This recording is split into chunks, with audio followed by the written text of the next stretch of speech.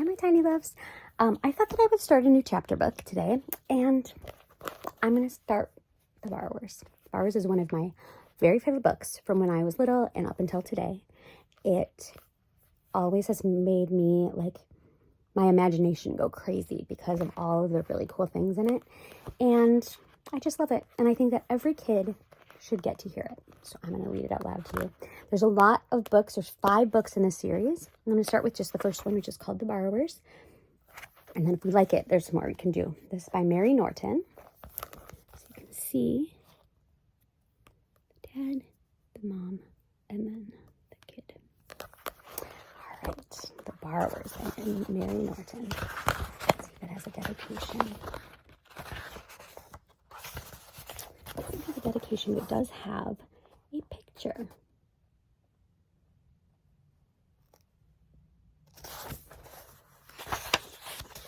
Oh, there's an illustrator. Illustrated by Beth and Joe Crush. For Orlena. It was Miss May who first told me about them. No, not me. How could it have been me, a wild, untidy, self-willed little girl who stared with angry eyes and was said to crunch her teeth? Kate, she should have been called. Yes, that was it. Kate. Not that names matter much, either way.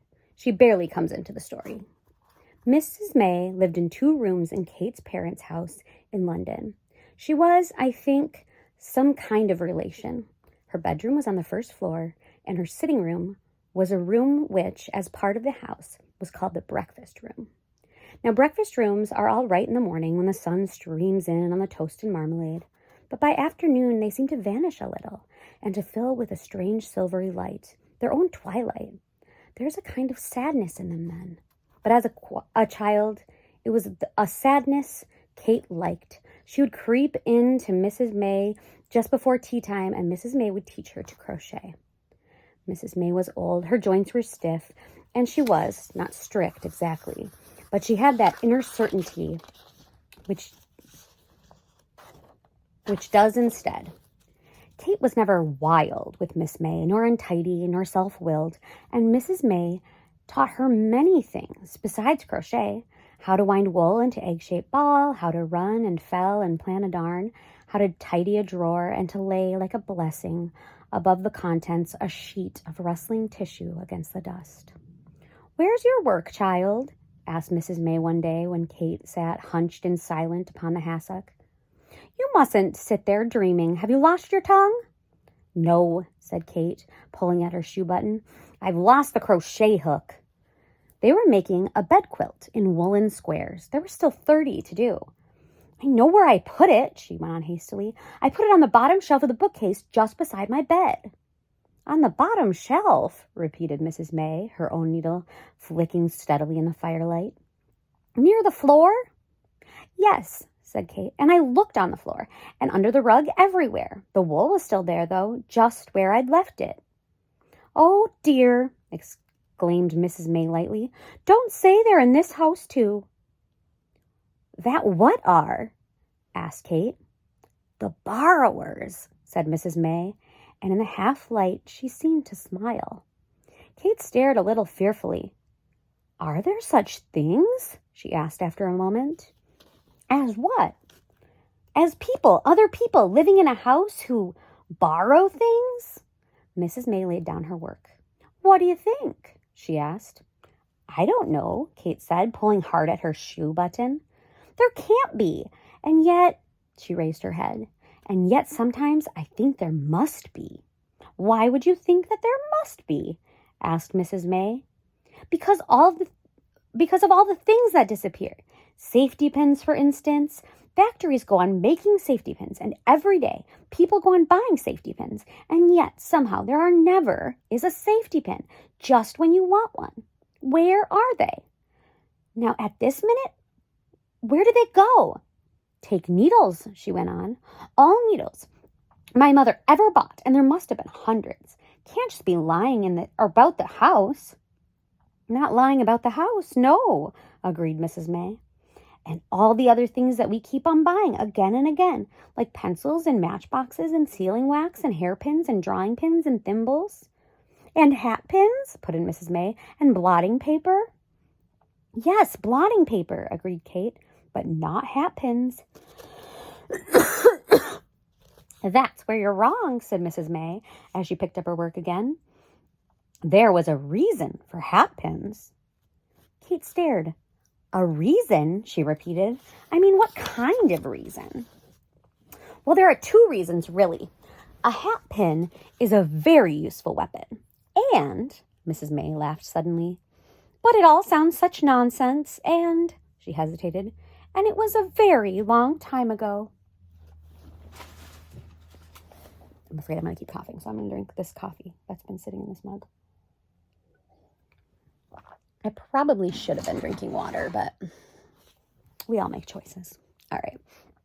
But tell me, said Kate, tell me how you know about the hat pin. Did you ever see one? Mrs. May threw her a startled glance. Well, yes, she began. Not a hat pin, exclaimed Kate impatiently. Whatever you called them. A borrower? Mrs. May drew a sharp breath. No, she said quickly. I never saw one. But someone else saw one, cried Kate, and you know about it? I can see that you do. Hush, said Mrs. May. No need to shout. She gazed downward at the upturned face, and she smiled, and her eyes slid away into the distance. I had a brother, she began uncertainly. Kate knelt upon the hassock. And he saw them. I don't know, said Mrs. May, shaking her head. I just don't know. She smoothed out her work upon her knee. He was such a tease. He told us so many things, my sister and me, impossible things. He was killed, she added gently, many years ago now, on the northwest frontier. He became a colonel of his regiment, and he died what they call a hero's death. Was he your only brother? Yes, he was our little brother, and I think that was why. She thought for a moment, still smiling to herself. Yes, why he told us such impossible stories, such strange imaginings. He was jealous, I think, because we were older and because we could read better. He wanted to impress us. He wanted perhaps to shock us.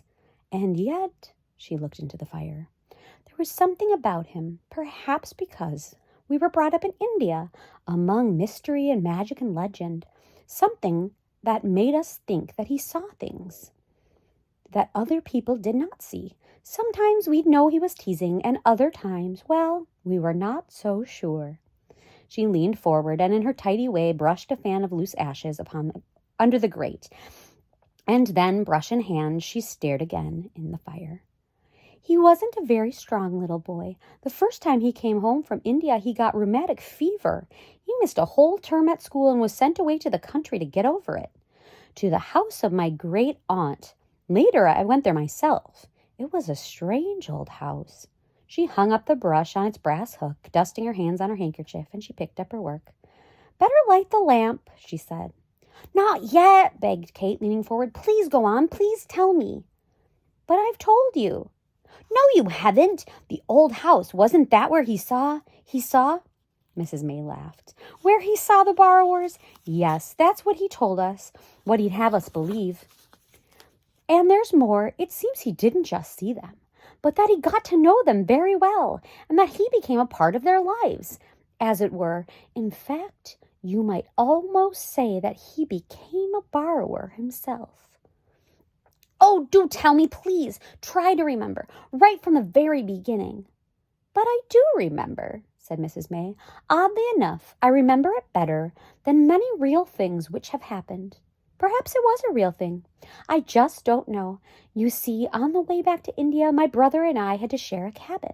My sister used to sleep with our governess, and on those very hot nights when we couldn't sleep, and my brother would talk for hours and hours, going over old ground, repeating conversations, telling me details again and again, wondering how they were and what they were doing. And they? Who were they exactly? Homley and Pod and little Arietti. Pod? Yes, even their names were never quite right. They imagined they had their own names, quite different from human names, but with half an ear you could tell they were borrowed. even Uncle Hendreary's and Egeltina's. Everything they had was borrowed. They had nothing of their own at all. Nothing. In spite of this, my brother said they were touchy and conceited, and they thought they owned the world. How do you mean? They thought human beings were just invented to do the dirty work, great slaves to be put there for them to use. At least that's what they told each other. But my brother said that, underneath, he thought they were frightened. It was because they were frightened, he thought, that they had grown so small. Each generation had become smaller and smaller and more hidden. In the olden days, it seems, and in some parts of England, our ancestors talked quite openly about the little people. Yes, Kate said, I know. Nowadays, I suppose, Mrs. May went on slowly, if they exist at all, you would only find them in houses which were old and quiet and deep in the country and where the human beings live to a routine. Routine is their safeguard. They must know which rooms are being used and when. They do not stay long where there are careless people or unruly children or certain household pets. This particular old house, of course, was ideal, though as far as some of them were concerned, a trifle cold and empty. Great Aunt Sophie was bedridden, through a hunting accident some 20 years before. And as for other human beings, there was really only Mrs. Driver the cook, Cramp Furl the gardener, and, at rare intervals, an odd housemaid or such. My brother, too, when he went there after rheumatic fever, had to spend long hours in bed, and for those first weeks it seemed that the borrowers did not know of his existence. He slept in the old night nursery beyond the schoolroom. The schoolroom at the time was sheeted and shrouded and filled with old junk, odd trunks, broken sewing machines, a desk, a dressmaker's dummy, a table, some chairs, and a disused pianola, as the children who had used it, Aunt Sophie's children, had long since grown up, married, died, or gone away. The night nursery opened out of the schoolroom, and from his bed, my brother could see the oil painting of the battle at Waterloo, which hung above the schoolroom fireplace, and on the wall a corner cupboard with glass doors, in which was set out on hooks and shelves a doll's tea service, very delicate and old. At night, if the schoolroom was open, he had a view down the lighted passage which led to the head of the stairs, and it would comfort him to see each evening at dusk Mrs. Driver appear at the head of the stairs and cross the passage carrying a tray for Aunt Sophie with Bath Oliver biscuits and a tall cut glass decanter of fine old pale Madeira. So this is the picture. Mrs. Driver, you can see the little boy in bed and all the little things that they talked about are there. She's turning on a wall sconce, and then there's the staircase. Just like that.